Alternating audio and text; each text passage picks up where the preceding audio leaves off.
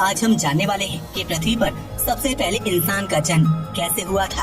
आप सब जानते ही होंगे कि हम इंसान इस धरती पर हमेशा से ही मौजूद नहीं थे, क्योंकि यदि ऐसा होता तो शुरुआत में जब धरती पर डायनासोर्स जीवित हुआ करते थे तब हम उनके साथ कैसे रह पाते, क्योंकि डायनासोर्स के रहते हुए हम इंसानों का पृथ्वी पर अच्छे से डेवलप हो पाना लगभग नामुमकिन था।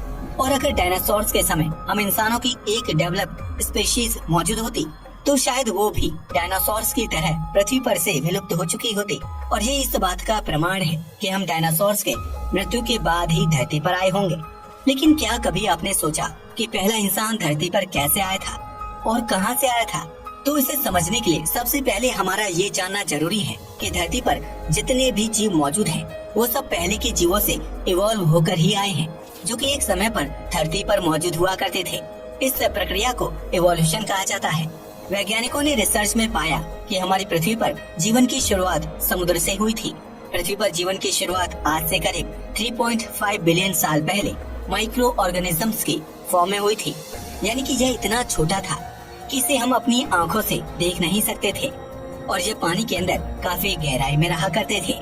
लेकिन बाद में जब धीरे धीरे इवोल्यूशन होता गया तब इन माइक्रो ऑर्गेनिज्म में काफी सारे बदलाव होना शुरू हो गए।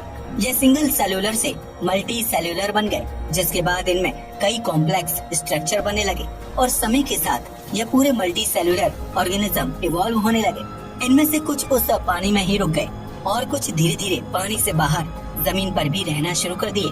इसके कई हजारों लाखों साल तक इवोल्यूशन कुछ इस प्रकार हुआ कि बड़े बड़े जीव भी धरती पर अस्तित्व में आ गए, जैसे कि डायनासोर्स। और ऐसा भी कहा जाता है कि इन डायनासोर्स की प्रजातियों के खत्म होने के बाद ही ह्यूमन इवोल्यूशन की शुरुआत हुई। आइए हम इसे और भी गहराई से समझने की कोशिश करते हैं। ऐसा कहा जाता है कि 66 मिलियन साल पहले एक बड़ा एस्टेरॉइड धरती से टकराया था। उस समय पृथ्वी पर एस्टेरॉइड की टक्कर काफी ज्यादा खतरनाक थी, जिसके चलते पृथ्वी का वातावरण लगभग पूरी तरह से खत्म हो गया था।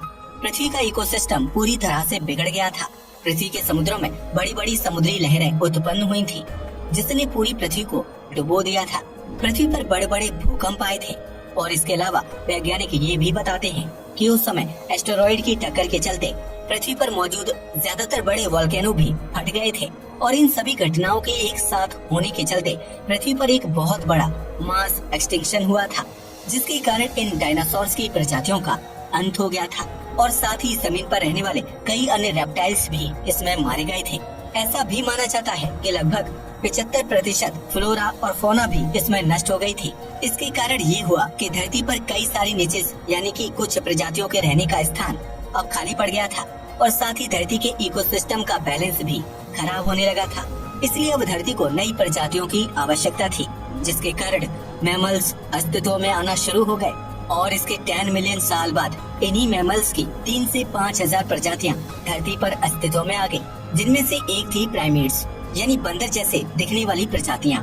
और फिर इन प्राइमेट्स में भी कई सारे बदलाव आए, जैसे कि जो पहला बदलाव था वो ये था कि यह प्राइमेट्स 2 अलग अलग ग्रुप्स में डिवाइड हो गए। इनमें से एक था स्ट्रेप्सरीन, जिन्हें वेट नोज्ड प्राइमेट्स भी कहा जाता है क्योंकि इनमें सूंघने की शक्ति थी। दूसरे थे हैप्लोरीन्स, जिन्हें ड्राई नोज प्राइमेट्स भी कहा जाता है क्योंकि इनमें देखने की शक्ति ज्यादा थी। यानी यह दोनों इंसानों के 2 एट्रीब्यूट्स दर्शाने लगे, सूंघना और देखना।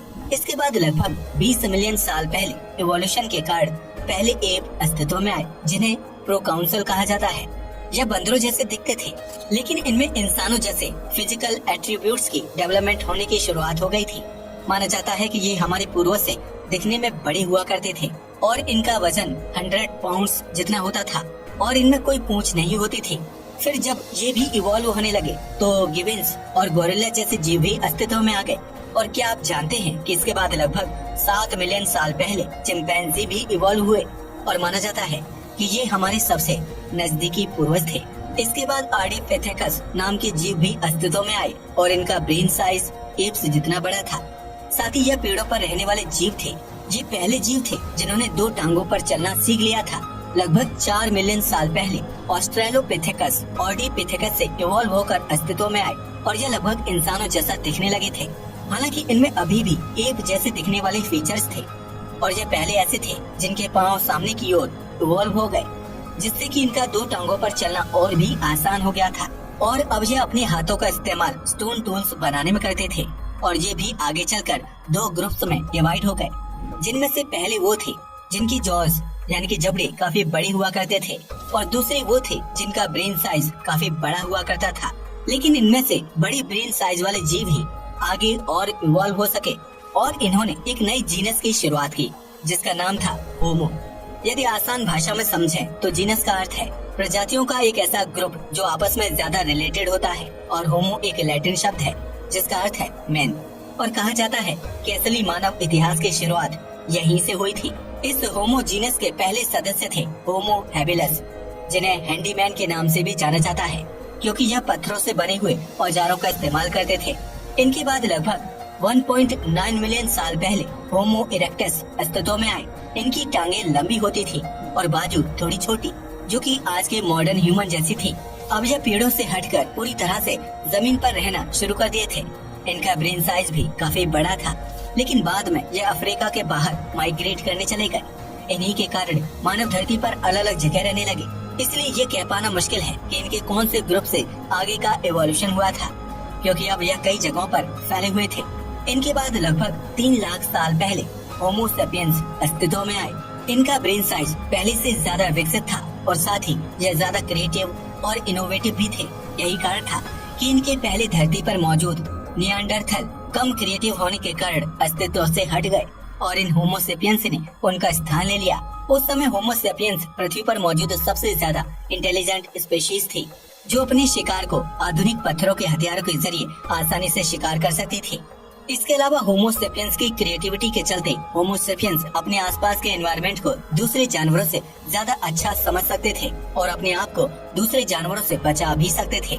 होमो सेपियंस की इसी क्रिएटिविटी के कारण होमो सेपियंस ने समय के साथ अपनी सभ्यताओं को मजबूत करने और अपनी टेक्नोलॉजी को मजबूत करने पर लगातार काम किया। होमो सेपियंस ने समय के साथ जानवरों के शिकार के साथ साथ वेजिटेरियन चीजों को भी खाना शुरू कर दिया और खेती जैसी चीजों को समझा। खेती वह पहला कदम बताई जाती है जिसने आज के मॉडर्न इंसानों की नींव रखी, क्योंकि इसके बाद हम होमो सेपियंस ने कभी पीछे मुड़कर नहीं देखा।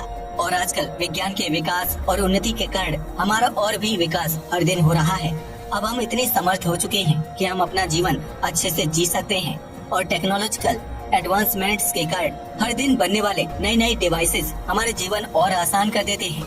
तो हम उम्मीद करते हैं कि अब आप इस रहस्य को समझ गए होंगे कि किस प्रकार धरती पर पहला इंसान आया था और कहां से आया था।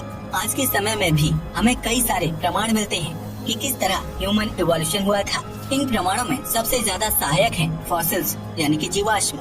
हमें हमारे पूर्वजों के कई सारे जीवाश्म मिले हैं जिससे हम ये बता सके कि वह कितनी बड़ी हुआ करते थे और उनमें और हमें क्या फर्क था, और ये भी अनुमान लगाया जा सका कि वह कैसे दिखते थे।